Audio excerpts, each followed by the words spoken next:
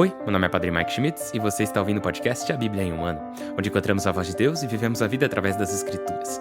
O podcast original, The Bible in a Year, foi produzido pela Ascension e essa é a versão brasileira, traduzida pelo editor e dublada pelo Leandro. Usando a linha do tempo da Bíblia A Grande Aventura, vamos ler de Gênesis até Apocalipse, descobrindo como se desenrola a história da salvação e como nos encaixamos nessa história hoje. É o dia 248, vamos ler Jeremias 35 e 36, Judite capítulo 6 e 7 e Provérbios capítulo 17, versículos de 1 a 4. Como sempre, a Bíblia que eu uso todos os dias é a Bíblia da Grande Aventura da Ascension em inglês. Você pode acompanhar usando qualquer Bíblia que você preferir, porém recomendamos a Bíblia do Peregrino. Se você quiser saber quais vão ser os próximos capítulos ou marcar o quanto você já leu, é só baixar o plano de leitura de graça no link na descrição do vídeo. E você pode se inscrever no canal e ativar o sininho, caso você ainda não tenha feito isso, né? Se você não fez, vai lá, eu duvido. Mentira, não duvido não, é só um convite. Aliás, não é nem um convite, eu só tô te deixando ciente que você pode fazer isso, caso você queira. Tipo, se você quiser, você se inscreve, se não, não tem problema, eu não ligo. Pessoal, tá tranquilo, eu não vou ficar triste não, eu prometo. Ai, vambora, vai. Dia 248, vamos ler Jeremias 35 e 36, Judite 6 e 7 e Provérbios capítulo 17, versículos de 1 a 4. O livro do profeta Jeremias, capítulo 35. Os Recabitas. Palavras que o Senhor dirigiu a Jeremias no tempo de Joaquim, filho de Josias, rei de Judá. Vai à família dos Recabitas, fala com eles, traze-os ao templo, a uma das celas, e dá-lhes vinho para beber. Eu tomei Jezonias, filho de Jeremias, filho de Absanias, com seus irmãos e filhos, e com toda a família dos Recabitas. Levei-os ao templo, à cela de Ben-Joanã, filho de Jegdalias, o homem de Deus, que está junto à sala dos dignitários e acima da habitação de Maasias, filho do porteiro Selum.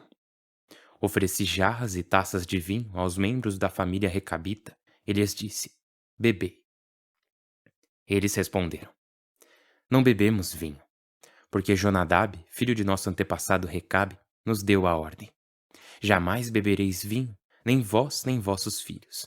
Não construireis casas, não semeareis sementes, não plantareis nem possuireis vinhas, mas habitareis em tendas toda a vida, para que vivais longos anos na superfície da terra em que residis. Nós obedecemos a Jonadab, filho de nosso antepassado Recabe, em tudo o que nos mandou. Não bebemos vinho por toda a vida, nem nós, nem nossas esposas, nem nossos filhos, nem nossas filhas. Não construímos casas para habitar, nem temos vinhas nem campos de semeadura. Mas vivemos em tendas e acatamos e cumprimos tudo o que o nosso pai Jonadab nos mandou. Mas quando Nabucodonosor, rei da Babilônia, invadiu o país, dissemos: vamos a Jerusalém, fugindo do exército caldeu e do exército arameu. Por isso habitamos em Jerusalém. O Senhor dirigiu a palavra a Jeremias. Assim diz o Senhor dos exércitos, Deus de Israel: vai e dize aos judaítas e aos habitantes de Jerusalém: não aprendereis a lição, nem obedecereis às minhas palavras, oráculo do Senhor. Cumpre-se a palavra de Jonadab, filho de Recabe, que proibiu seus filhos de beber vinho, e não bebem vinho até hoje, porque obedecem às ordens de seu pai. Ao contrário, eu vos falo sem cessar, e vós não me fazeis caso. Sem cessar vos enviei meus servos, os profetas, para que vos dissessem: converta-se cada qual de sua má conduta e remende suas ações. Não sigais deuses estranhos, prestando-lhes culto. Assim habitareis na terra que dei a vós e a vossos pais. Mas não destes ouvidos, nem fizestes caso de mim. Realmente, os filhos de Jonadab, filho de Recabe, observam as ordens que seu pai lhes deu. Mas este povo não faz caso de mim. Por isso assim diz o Senhor dos exércitos, Deus de Israel: farei cair sobre Judá e sobre os habitantes de Jerusalém todas as ameaças que pronunciei contra eles, porque lhes falei e não me escutaram. Chamei-os e não me responderam. Jeremias disse à família dos Recabitas: assim diz o Senhor dos exércitos, Deus de Israel: porque obedeceis aos preceitos de vosso pai Jonadab, e observais suas ordens, e cumpris tudo o que vos mandou. Por isso assim diz o Senhor dos exércitos, Deus de Israel: nunca faltarão descendentes de Jonadab, filho de Recabe, que estejam a meu serviço todos os dias. Capítulo 36. O rolo de Jeremias. No quarto ano de Joaquim, filho de Josias, rei de Judá, o Senhor dirigiu a palavra a Jeremias. Pega o rolo e escreve nele todas as palavras que eu te disse sobre Judá e Jerusalém, e sobre todas as nações, desde o dia em que comecei a falar-te, sendo rei Josias até hoje. Vejamos se os judaítas escutam as ameaças que penso em executar contra eles, e cada qual se converte de sua má conduta, e eu possa perdoar seus crimes e pecados. Então Jeremias chamou Baruque, filho de Nerias, para que escrevesse no rolo, ao ditado de Jeremias, todas as palavras que o Senhor lhe havia dito. Depois Jeremias ordenou a Baruque: Eu estou preso e não posso entrar no templo. Entra tu no templo, num dia de jejum, e lê no rolo que escreveste o ditado das palavras do Senhor, de modo que as ouça o povo e todos os judaítas que vêm de suas povoações ao templo do Senhor. Vejamos se apresentam suas súplicas ao Senhor e cada qual se converte de sua má conduta, porque é grande a ira e a cólera com que o Senhor ameaça este povo. Baruque, filho de Nerias, cumpriu tudo que o profeta Jeremias lhe mandou, lendo no rolo as palavras do Senhor no templo. No quinto ano de Joaquim, filho de Josias, rei de Judá, no nono mês, foi proclamado um jejum em honra do Senhor para toda a população de Jerusalém e para os que vinham dos povoados judaítas a Jerusalém. Na presença de todo o povo, Baruque leu no rolo as palavras de Jeremias no templo. Da sala de Gamarias, filho do escrivão Safá, no átrio superior, até a entrada da porta nova do templo. Quando Miqueias, filho de Gamarias, filho de Safã, ouviu as palavras do Senhor lidas no rolo, desceu ao palácio real, à sala do secretário, onde encontrou em sessão os dignitários, o secretário Elisama, Dalaías, filho de Semeías, Eunatã, filho de Acobor, Gamarias, filho de Safã, Sedecias, filho de Ananias, e os demais dignitários. E Miqueias contou-lhes tudo o que havia ouvido Baruque ler no rolo na presença do povo. Então os dignitários enviaram Jude, filho de Natanias, e Selemias, filho de Cusi, para dizer a Baruque: Pega o rolo que leste na presença do povo e vem. Baruque, filho de Nerias, pegou na mão o rolo e foi aonde estavam. Eles lhe disseram: Senta-te e lê diante de nós. Baruque o leu diante deles. Quando ouviram o conteúdo, assustaram-se e diziam uns aos outros: Temos de comunicar tudo isso ao rei. E perguntaram a Baruque: Dize-nos, como escreveste tudo isso? Baruque lhes respondeu: Jeremias ia pronunciando essas palavras e eu as ia escrevendo com tinta no rolo. Os dignitários disseram a Baruque: Vai e esconde-te com Jeremias, e que ninguém saiba onde estás. Então se dirigiram ao átrio real, depois de guardar o rolo na sala do secretário Elisama, e comunicaram ao rei pessoalmente todo o assunto. Então o rei enviou Jude para trazer o rolo da sala do secretário Elisama. Este o leu diante do rei e diante dos dignitários que estavam a serviço do rei. O rei estava sentado nas salas de inverno, era o mês de dezembro, e tinha diante de si um braseiro aceso. Cada vez que Jude terminava de ler 3 ou 4 colunas, o rei as cortava com a faca do escriba e as atirava ao fogo do braseiro, até que todo o rolo se consumiu no braseiro. Mas nem o rei nem seus ministros se assustaram ao ouvir as palavras do livro, nem rasgaram suas vestes. E embora Eunatã, Dalaías e Gamarias insistissem com o rei para que não queimasse o rolo, ele não fez caso deles. Então o rei mandou o príncipe real Jeremiel, Saraías, filho de Asriel, e Selemias, filho de Abdiel, prenderem o escrivão Baruque e o profeta Jeremias. Mas o Senhor os escondeu. Depois que o rei queimou o rolo com as palavras escritas por Baruque, ditadas por Jeremias, o Senhor dirigiu a palavra a Jeremias. Pega outro rolo e escreve nele todas as palavras que havia no primeiro rolo, queimado por Joaquim, rei de Judá. E a Joaquim, rei de Judá, dirás: Assim diz o Senhor: Tu queimaste este rolo, dizendo: Por que escreveste nele que o rei da Babilônia virá na certa para destruir este país e aniquilar nele homens e rebanhos? Por isso, assim diz o Senhor a Joaquim, rei de Judá: Não terá descendente no trono de Davi. Seu cadáver ficará exposto ao calor do dia e ao frio da noite. Castigarei seus crimes nele, em sua descendência e em seus servos, e farei vir sobre eles, sobre os habitantes de Jerusalém e sobre os judaítas, todas as ameaças com que os ameacei, sem que eles me escutassem. Jeremias pegou outro rolo e o entregou ao escrivão Baruque, filho de Nerias, para que escrevesse nele, sob seu ditado, todas as palavras do livro queimado por Joaquim, rei de Judá. E muitas outras palavras semelhantes foram acrescentadas. O livro de Judite, capítulo 6. Condenação e libertação de Aquior.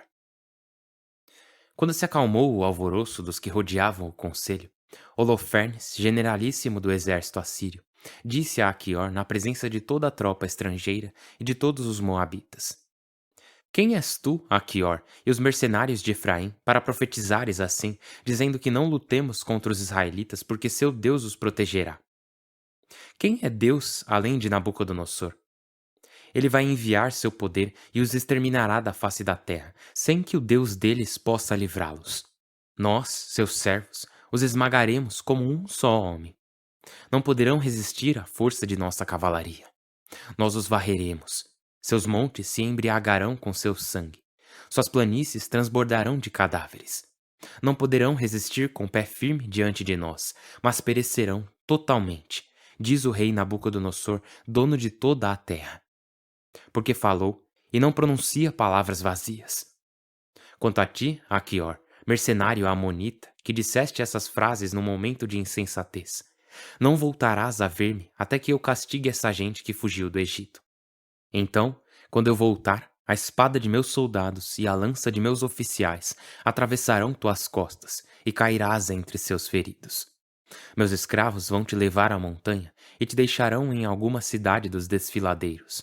Não perecerás até que sejas exterminado com eles. E se por dentro confias que não nos apoderaremos deles, não fiques cabisbaixo. Eu disse, nenhuma palavra ficará sem se cumprir. Depois ordenou aos servos que estavam na tenda que pegassem Aquior e o levassem a Betúlia, para entregá-lo aos israelitas. Os servos o prenderam e o levaram para a planície, fora do acampamento. Depois, distanciando-se em direção à serra, chegaram às fontes que estão ao pé de Betúlia. Ao vê-los, os habitantes da cidade empunharam as armas e saíram de Betúlia, que está no cume do monte. Os homens de Holofernes, visto que os fundeiros lhes impediam a subida, lançando pedras sobre eles, desceram pelo sopé do monte, amarraram Aquior e o deixaram estendido ao pé do monte. Depois voltaram para se apresentar a seu chefe. Os israelitas desceram da cidade, aproximaram-se de Aquior, o desamarraram, o levaram a Betúlia e o apresentaram aos chefes da cidade, que eram, nessa ocasião, Osias, filho de Micas, da tribo de Simeão, Cabres, filho de Gotomiel, e Carmes, filho de Melquiel. Convocaram todos os anciãos da cidade, e também os jovens e as mulheres foram correndo à assembleia. Puseram Aquior no meio do povo, e Osias lhe perguntou o que havia acontecido. Aquior respondeu, contando-lhes o que haviam falado no conselho de Holofernes, o que ele disse diante dos chefes assírios e também as bravatas que Holofernes havia falado contra Israel.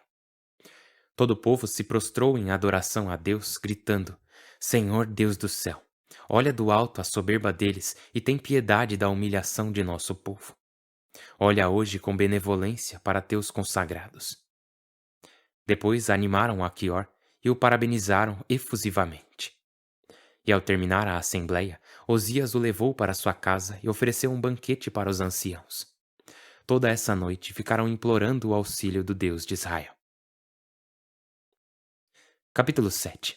A cidade sitiada. No dia seguinte, Holofernes ordenou a seu exército e às tropas aliadas que levantassem acampamento e avançassem para Betúlia, ocupassem as passagens estreitas da serra e atacassem os israelitas.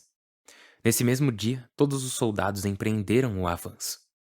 O exército contava com 160.000 soldados de infantaria e 12.000 cavaleiros, além da bagagem e da enorme multidão que ia a pé, misturada com eles. Formaram em ordem de batalha no vale próximo a Betúlia, junto à fonte, e se estenderam ao largo, na direção de Dotaim até Belbaim, e em extensão desde Betúlia até Quiamon. diante do Esdrelon. Quando os israelitas viram aquela multidão, comentaram aterrorizados: Eles vão varrer a face da terra. Nem os montes mais altos, nem as colinas, nem os precipícios aguentarão tanto peso. Cada qual empunhou suas armas, acenderam fogueiras nas torres e ficaram em guarda a noite inteira. No segundo dia, Holofernes expôs toda a cavalaria diante dos israelitas de Betúlia e explorou as subidas para a cidade. Inspecionou as fontes e as ocupou, deixando aí destacamentos militares. Depois regressou aos seus. Os comandos moabitas, os oficiais de Esaú e os chefes do litoral foram dizer-lhe: Se Vossa Alteza nos escutar, o exército não sofrerá uma só ferida. Esses israelitas não confiam em suas armas, mas na altura dos montes onde vivem, porque os topos desses montes não são fáceis de escalar. Pois bem, Alteza, não os combatas e não sofrerás nenhuma baixa. Fica no acampamento, reserva teus soldados e permite-nos ocupar a fonte que brota ao pé do monte, porque daí os habitantes de Betúlia tiram a água. Assim, quando a sede acabar com eles, entregarão a cidade. Nós subiremos com nossos soldados ao cume dos montes próximos e acamparemos aí, para impedir que alguém saia da cidade. Eles se consumirão de fome com suas mulheres e crianças. Antes que a espada os toque, cairão estendidos nas ruas da cidade. E assim lhes pagará a sua rebelião, quando não quiseram sair ao teu encontro pacificamente. A proposta agradou a Holofernes e a seus ajudantes. Ordenou que esse plano fosse executado, e os amonitas empreenderam a marcha com 5.000 assírios. Acamparam no vale e ocuparam os mananciais e as fontes dos israelitas. Os edomitas e os amonitas subiram a serra, acamparam diante de Dotaim e mandaram destacamentos para o sul e o leste, diante de Egrebel, próximo de Cute, sobre a torrente Moquimur. O grosso do exército assírio acampou na planície, cobrindo todo o solo. Suas tendas e bagagens formavam um acampamento de enorme extensão, porque eram multidão imensa. Ao se verem cercados pelo inimigo, sem possibilidade de escapar, os israelitas desanimaram e gritaram ao Senhor seu Deus. O exército assírio, infantaria, cavalaria e carros, manteve o cerco durante 34 dias. Os habitantes de Betúlia gastaram a água das vasilhas, as cisternas secaram, e já não podiam beber água um dia sequer até saciar-se, porque estava racionada. As crianças estavam macilentas, as mulheres e os jovens desfaleciam de sede e caíam completamente exaustos pelas ruas e junto às portas da cidade. Até que um dia, todos, jovens, mulheres e crianças, se amotinaram contra Osias e os chefes da cidade, gritando contra os senadores: Deus seja nosso juiz, pois nos causastes um prejuízo grave, porque não quisestes negociar a paz com os assírios. Agora já não há quem nos ajude. Deus nos vendeu aos assírios para cairmos diante deles, morrendo atrozmente de sede.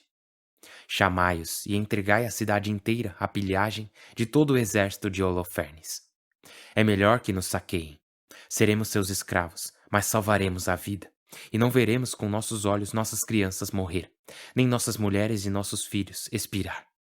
Se não fizerdes isso hoje mesmo, invocaremos como testemunhas contra vós o céu e a terra, e nosso Deus, Senhor de nossos pais, que nos castiga conforme merecem os nossos pecados e os de nossos pais. Então se levantou da assembleia um lamento unânime, e gritaram ao Senhor em alta voz. Osias lhes disse: Tende confiança, irmãos.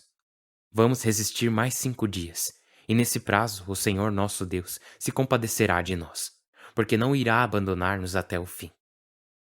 Se passados os 5 dias não tivermos recebido ajuda, farei o que dissestes. Acabada a reunião, cada qual foi para o seu lugar. Os homens subiram as muralhas e torres da cidade e mandaram para casa as mulheres e crianças. Na cidade se espalhava o desânimo. O livro de Provérbios, capítulo 17, versículo de 1 a 4. É melhor pedaço de pão seco com paz do que casa cheia de banquetes de discórdias. O servo hábil se imporá ao filho indigno e repartirá a herança com seus irmãos. A prata no forno, o ouro no crisol, Os corações é o Senhor quem os prova. O perverso dá atenção a lábios maldizentes.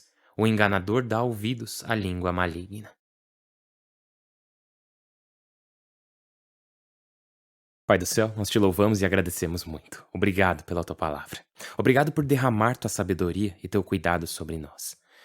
Senhor Deus, viemos diante de ti hoje necessitados da tua misericórdia. Não só da tua sabedoria e da tua orientação, mas também da tua misericórdia. Assim como o povo de Israel clamou a ti, sabendo que, mesmo que não haja uma resposta imediata, tu ouves nossas orações e o Senhor se importa. O Senhor não nos ouve e ignora. O Senhor não vê o nosso sofrimento e não liga, mas o Senhor se importa. Ajuda-nos a sempre nos lembrarmos disso. Ajuda-nos a confiar no teu poder para nos salvar. E ajuda-nos a confiar em ti hoje e sempre. Por Cristo nosso Senhor. Amém. Em nome do Pai, do Filho e do Espírito Santo. Amém. Antes de irmos para Jeremias e Judite, rapidinho, eu queria falar do versículo 3 do capítulo 17 de Provérbios, que lemos hoje, porque é muito bom. Diz lá: a prata no forno, o ouro no crisol. Os corações é o Senhor quem os prova. E pensa, o crisol e o forno são utilizados para refinar e purificar a prata e o ouro, né? Então, assim, não é qualquer coisa. É prata e ouro. Então, ali está dizendo que, assim como o crisol e o forno são usados para purificar esses metais, Deus testa e purifica os nossos corações. A ideia é que o Senhor conhece nossos corações, nossas intenções, motivações, e Ele permite, Ele usa as provações e dificuldades da vida para purificar e fortalecer a nossa fé, para tornar nossos corações mais puros, assim como o ouro e a prata se purificam ao passar pelo fogo. E cara, que bênção que isso é, especialmente porque eu sei que muitos de nós estamos em situações difíceis, estamos passando por provações. Porém, o que devemos nos perguntar é: eu estou permitindo que essa situação me aproxime mais de Deus? Porque passamos por sofrimentos o tempo todo. Cada dia é uma luta diferente, cada dia é uma provação nova. A questão é: durante essa provação, eu estou permitindo que o Senhor purifique meu coração? Ou eu estou ficando amargurado por estar passando por isso? E se você permitir que esse ressentimento te domine e te deixe amargurado, esse sofrimento não vai te purificar. Ele não vai te trazer mais perto de Deus. Então temos que dizer: Senhor, eu sei que nesse momento tu estás agindo na minha vida e que tu podes fazer qualquer coisa e podes agir através de todas as coisas para o bem daqueles que te amam. Então eu permito que o Senhor use as dificuldades em minha vida para me purificar. Enfim, eu queria destacar isso na leitura de Provérbios de hoje, mas agora vamos lá para Jeremias. Lá vimos um grupo de pessoas chamado de Recabitas, né? E você pode estar se perguntando: quem são os Recabitas? Então, isso é interessante porque nós meio que só ouvimos falar dos Recabitas aqui em Jeremias 35 e um pouco em 2 Reis capítulo 10 também. Mas o ponto principal é que eles são nômades, eles são tipo monges, só que com família, num monastério, né? Você tem Jonadab, que é o filho de Recabe, daí que vem o nome, Recabitas, né? E assim, eles são um povo que fizeram alguns votos. Eles decidiram viver de acordo com os ensinamentos de seus pais, de seus antepassados. E isso incluía não beber álcool, não viver em casas, eles viveriam em tendas, tipo, assim como Abraão, né? A ideia era: nossos antepassados eram nômades, então nós também seremos nômades. Vamos seguir essas ideias de não possuir terras nem casa, não cultivar a terra ou plantar colheitas. Ou seja, eles viviam vagando e vivendo do que o Senhor os fornecesse. Porém, agora eles estavam em Jerusalém, né? Porque os babilônios estavam atacando. Então eles foram até Jerusalém para buscar refúgio. E mesmo que eles não tenham comprado nenhuma propriedade em Jerusalém, eles já estão fazendo algo que não estão acostumados. Tipo, eles não estão mais em tendas, né? Eles estão na cidade. E assim, a palavra de Deus vem até Jeremias dizendo: chame-os para o templo, né? Para a casa de Deus e ofereça-lhes vinho. E não só ofereça, mas já tenha lá na mesa já. Então ele faz isso e eles dizem não. Eles dizem: nosso pai nos disse para não beber vinho. E é bem interessante porque meio que o Senhor pede a Jeremias para testá-los, oferecendo esse vinho. E eles dizem não. Eles passam no teste. Então Jeremias mostra isso ao povo dizendo: vejam, essa família, essa pequena parte da casa de Israel, permaneceu fiel aos mandamentos de seus pais humanos. Mas vocês, povo de Israel, vocês têm o próprio Senhor Deus, que lhes deu esses mandamentos, e você os rejeita. Assim ele usa os recabitas como um exemplo de fidelidade, um grande exemplo de integridade. E de certa forma, ele está fazendo o povo de Israel se envergonhar ao ver a bondade dos recabitas, porque, assim, às vezes as pessoas ao nosso redor, elas não seguem a fé da melhor forma possível, né? E ao vermos isso, tipo, começamos a achar que quando fazemos o mínimo, já estamos fazendo muita coisa, porque usamos essas pessoas como modelo. Porém, quando nos deparamos com pessoas que são genuinamente íntegras, generosas, pessoas que ajudam o seu próximo e que vemos agirem assim todos os dias, você vê que se for para se comparar com alguém, é com essas pessoas que você deve se comparar, e não com as que não fazem nada. É assim que eu devo tentar ser, é assim que Deus quer que eu seja. E quando encontramos essas pessoas, você fica até com um pouco de vergonha, né? Mas é uma vergonha boa. Não é no sentido de tipo, ai, eu nunca vou ser assim, eles são melhores do que eu. Não. Mas é mais na ideia de, eu ainda posso melhorar, e muito. Reconhecer que o Senhor tá me chamando pra viver assim. Sendo fiel a Ele, cuidando de nossos irmãos e irmãs. E isso é muito bom. Então, esse é o capítulo 35. O capítulo 36 é a história de como Jeremias. E vemos Baruque novamente, né? Já lemos o livro dele. E ele é o escriba de Jeremias. Acho que eu já tinha até falado disso antes. E uma hora lá, a palavra do Senhor vem a Jeremias e diz: escreva essas coisas que você profetizou ao povo. Escreva-as num rolo. Então, ele faz isso. E ele diz a Baruque, vai até o templo. Eu não posso ir porque eu tô meio que barrado de lá, né? Os seguranças não vão me deixar entrar. Então vai lá e leia essas palavras que eu ditei a você e que você escreveu. E Baruque faz isso, e daí pessoas importantes, entre aspas, né? Ouvem suas palavras, e as palavras, como diz as escrituras, rasgam o coração deles. Toca o coração deles, né? Então eles dizem, o rei precisa ouvir isso. E essa é a parte triste. Lembra que Jeremias não está em ordem cronológica, né? Já ouvimos Jeremias profetizando a Sedecias, que é o último rei, mas agora estamos falando de Joaquim de novo, então eu sei, é confuso esse vai e volta, mas olha, isso aqui dele ditar as coisas para Baruque, escrever, está acontecendo na época de Joaquim. Então essas pessoas vão e levam o rolo, a palavra de Deus, a palavra do Senhor, proclamada por Jeremias e escrita por Baruque, à presença do rei. E era dezembro, ou seja, eles estavam no inverno e o rei estava com uma espécie de lareira acesa, né? E conforme eles iam lendo o rolo na presença do rei, cara, pensa como Joaquim é metódico, sombrio, né? Um cara frio mesmo. Porque ele tava tipo, a cada tantas colunas que eles iam lendo, ele pegava uma faca, cortava elas fora, jogava no fogo, continua lendo. Daí eles continuavam lendo o rolo, a mesma coisa. Depois de tantas colunas, levanta, pega a faca, corta, joga no fogo, continua lendo. Ou seja, fica bem claro que ele não tá arrependido. As palavras não rasgam o coração dele. Na verdade, ele rasga a palavra de Deus, e não ao contrário. E isso é... Nossa, cara, isso é muito triste. E essa é a tentação que nós temos também, né? De descartar certas coisas que ouvimos da palavra de Deus. O Senhor envia o Espírito dele, né, a palavra dele, para que ela rasgue o nosso coração. Porém, ao invés de permitirmos que isso aconteça, a nossa tentação é de que, quando encontramos ensinamentos difíceis, e daqui a alguns dias, pouco mais de uma semana ou duas, vamos ler o Evangelho de Mateus. E Jesus vai nos passar muitos ensinamentos difíceis.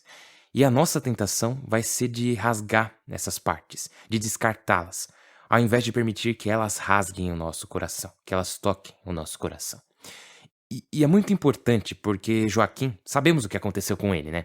Jeremias diz que ele será morto. Assim como ele cortou a palavra de Deus, ele também será cortado fora. E não vai ter uma descendência no trono de Davi. E é isso que acontece. Então, isso é algo que eu queria destacar para a gente sempre ter isso em mente. Agora, Judite, eu queria falar um negócio rapidinho, tá? Você tem lá o povo de Betúlia. E Holofernes está atacando, e ouvimos ontem, né, a Quior falando, nossa, cara, isso é incrível. Ele diz, olha, ao desafiar Israel, vocês estão desafiando o Deus deles. O Senhor luta por esse povo. Se eles forem fiéis, não tem como derrotá-los. Se eles forem infiéis, então sim, eles são fracos. Mas se eles forem fiéis ao Senhor, eles são invencíveis. Holofernes, você não terá como derrotá-los. E Holofernes não aceita isso muito bem, né? Ele diz, não, é isso mesmo que eu vou fazer. Vamos à guerra aqui e agora, em Betúlia. E todo o povo continua rezando, né? E isso é muito importante. Eles proclamam um jejum e Holofernes recebe um conselho sábio dos amonitas, de tipo, cara, não ataca a cidade não, ela fica em um monte, então eles têm vantagem. Vamos cortar seu suprimento de água, e então uma hora eles vão ter que se render. E é o que acontece, né? Depois de 34 dias, o povo tá com muita sede, pensando, cara, não vai dar mais, a gente vai ter que desistir. E é aqui que é incrível isso. Osias diz: tende confiança, irmãos. Vamos resistir mais 5 dias, e nesse prazo o Senhor nosso Deus se compadecerá de nós, porque não irá abandonar-nos até o fim. Se passados os 5 dias e não tivermos recebido ajuda, farei o que dissestes. Então eles vão rezar por mais 5 dias de sofrimento, mais 5 dias se agarrando à sua fé. E amanhã vamos ver no que isso vai dar e também nesse contexto que vamos conhecer Judite, que é uma grande heroína do Antigo Testamento. Mal posso esperar, a leitura de amanhã vai ser sensacional. Então, é isso, pessoal. Hoje foi um longo dia, eu peço desculpas, mas foi muito bom. É uma bênção incrível poder estar com vocês. Eu estou rezando por vocês, por favor, rezem por mim. Meu nome é Padre Mike, eu mal posso esperar para te ver amanhã. Deus abençoe.